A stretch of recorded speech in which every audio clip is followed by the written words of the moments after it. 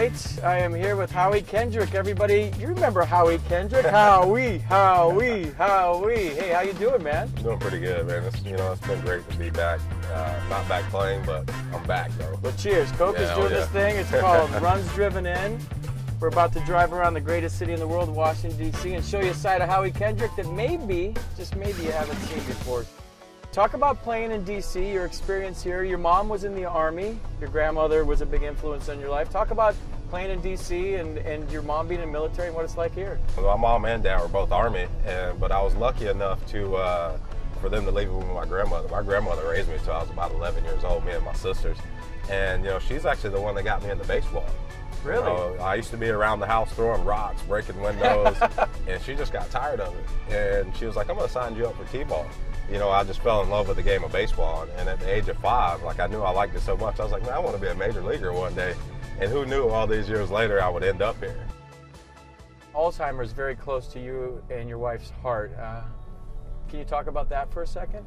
Yeah, it was something like in the beginning, I didn't really know much about Alzheimer's at all, and it was just something that we really didn't expect to become to happen to someone in our family.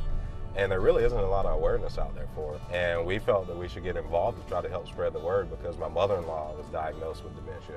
And she has early onset, and it affected her memory early on. The things that she couldn't remember, and then her life just changed drastically in a short time span.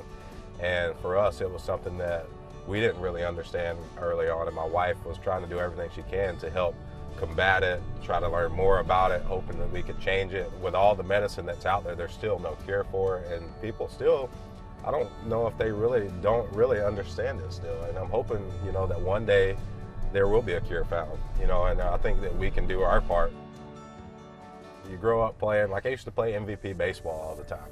And I'd play with Manny Ramirez, Vladdy Guerrero, Paul Konerko, all these guys, pitching with Bartolo Colon or, Pedro Martinez, guys like that. Yeah. And then all of a sudden I made it to the major leagues, and these guys are still in the major leagues. Right. And I'm like, so my first year I find myself looking at guys because I played a lot of first base my first year. Yeah. And I'll never forget, my rookie year, we're playing the White Sox.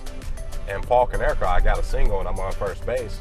And I said, man, it's so awesome to be here, because he was talking to me. I said, it's so awesome to be here, man. I grew up admiring you guys. He goes, no, that's not you guys anymore, it's us.